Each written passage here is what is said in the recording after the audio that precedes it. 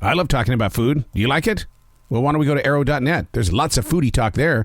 ARROE.net. All right, let's do it. Let's play it forward. These are real people, real stories, the struggle to play it forward. Episode number 416 is with Dan Whalen, author of Nachos for Dinner. I'm great. Dude, I got to ask you the question, because in holding this book, and I want listeners to get the book, don't just get it on as a digital device, but the way that you laid out this book, I mean, it's like, this is how we're going to start it in the kitchen, and we're going to build these nachos, and we're going to add desserts in there, and we're going to be doing all these things. I like the way you laid this book out. Thanks. I was inspired by the idea of like more traditional cookbook, because I was thinking so much on let's do nachos, but let's make sure it's dinner and drive home that point of dinner. So that's why I specifically laid it out that way. So thank you. And there's so many different ways. When I think of nachos, I think, nachos, the stereotypical American way of doing nachos. Not in this book. I mean, my God, shrimp, cod, and salmon nachos. You're speaking some good food here, dude. Well, I wanted to make sure that nachos, got their due and really were shown as like a true dinner time special. And when you're writing a whole book of nacho recipes, you have to start really thinking outside the box and getting creative with them. Well, creative in the way that, most people just go out and get a bunch of chips and then throw some, some cheese on it. And okay, we're getting closer to nachos. But you really do invite people to take a chance and to explore that it's more than just the sauce and the source. Yeah, I think exploration is what I'm really all about with food, honestly, and that's what I've been doing on my website for about 14 years now, is just trying out new things and seeing what works, and not trying to be like beholden to like what necessarily the rules are of cooking, right?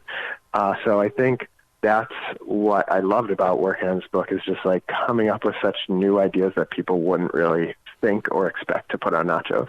I think one of the reasons why I'm so drawn to this is because a couple of years ago, we started creating what's called cauliflower nachos. So we use cauliflower rather than chips.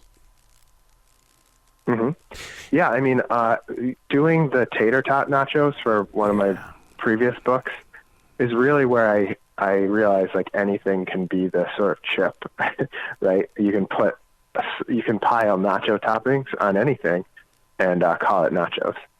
You really work up the guacamole, because we're so used to just going into, a Mexican restaurant and watching them do the guacamole in front of us, but you patiently allow us to explore that there's a lot more things we can do with guacamole.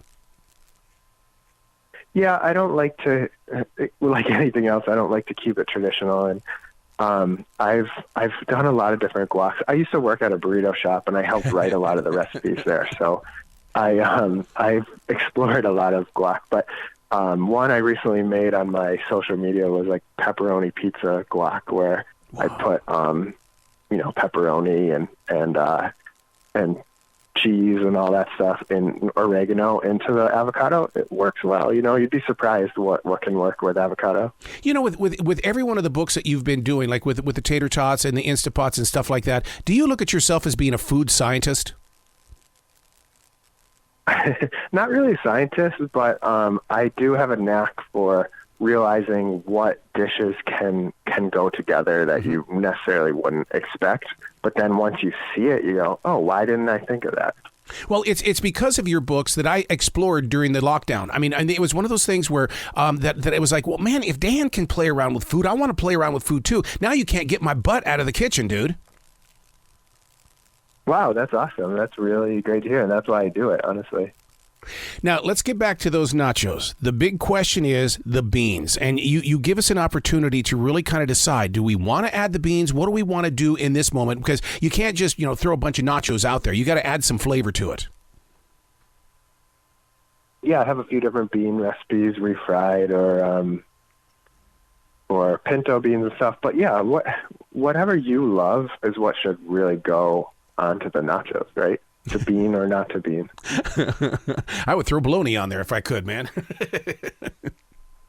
Well, there is one recipe for an Italian sub nachos. Yes. It uses mortadella, which is basically bologna, right? So yeah, I mean, we'll put it on. Who cares? How did you dig into the salsas and stuff like that? Is that because of your background with the burrito shop? I mean, because there are so many different things that you do in here with salsa. Yeah, I used to run a salsa of the month there. Mm-hmm. So every month I would put something different out based on like what fruits and vegetables were in season.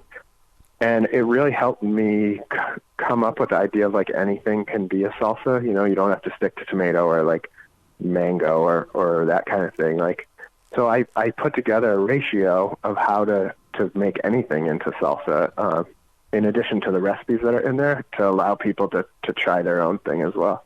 Well, the pictures that you feature inside this book are just as, they're just as delicious. And I love what you did with the raw fish. And of course, I'm having a vision of ceviche. Was that the inspiration of the raw fish? Yeah, it was. And it was actually, that's the first way I've ever had raw fish in my life. When I was a kid, I was a little more picky. And when it was served to me with chips, I was like, well, I guess I got to eat this now because I like chips so much. Well, and one of the things that I've always learned about nachos, they always call it a conversation food. People come together to have nachos and they get into great conversations.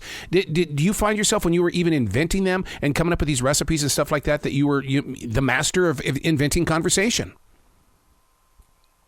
Yeah, I mean, there's always a conversation between me and the ingredients as I'm coming up with them. But some of the first ones that I ever served from the testing grounds of this book, I still distinctly remember the conversations that I was having.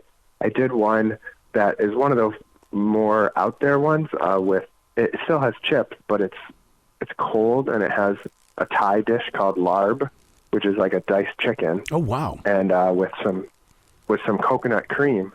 And I still remember making them and having a great conversation. It was like the middle of the summer, so the cold nachos were perfect. Now, vegans need to understand that you pay attention to them as well, and you present some nacho ideas for them.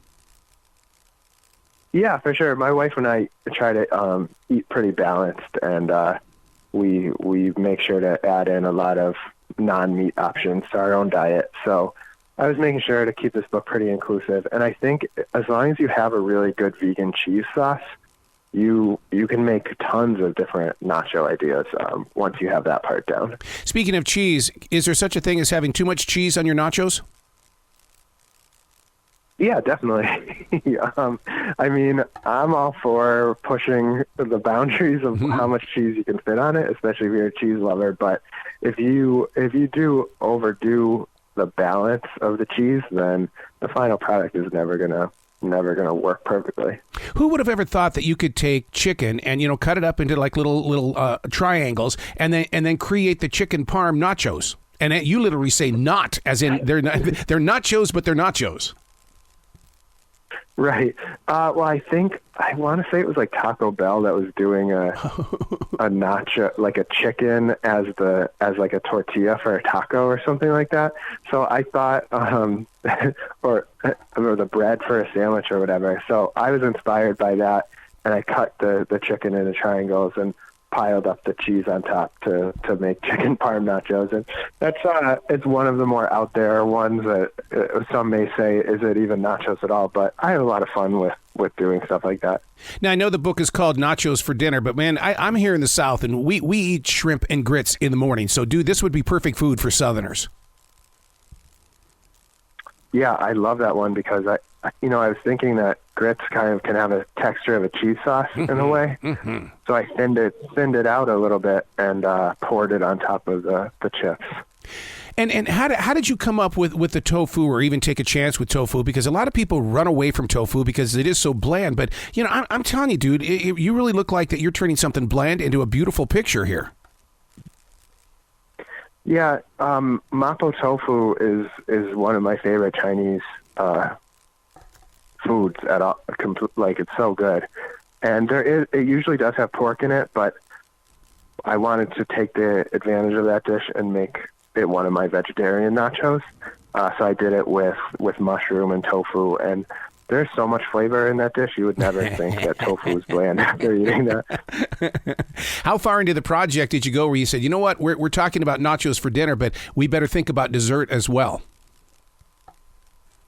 Well, at first I wrote a ton of dessert nachos, and then when I was doing some editing, I looked at it and I was like, wow, this is just me pouring chocolate sauce over different types of cookies over and over again. So I pared it down, and I put a lot of those ideas into like a chart so people could make their own. Then I did a few of my own, like s'mores nachos with graham crackers, and I did an apple pie nacho where I did cut up apple, like a pie crust, into triangles and topped it with a nice apple pie filling. So it's really nice. Well, I've been with you since book number 1. So what's book number 4 going to be doing, dude? Because I mean, like I said, we went from Instapots, we went to tater tots. Now we've got nachos. What's up next? Or can you talk about it? I have a few ideas that I'm kicking around, but I wouldn't say that it's ready to be spoken about yet. But I have really great ideas, and I can't wait to actually like firm one up into a book idea. Well, dude, you know the door is always open, and I really expect you to always, spend a few moments with me to talk about your food, because you really do have a knack of connecting with your readers. Well, thanks. I love chatting with you as well, and it's a lot of fun always. Well, you be brilliant today, okay, sir? All right, thanks. You have a good one too.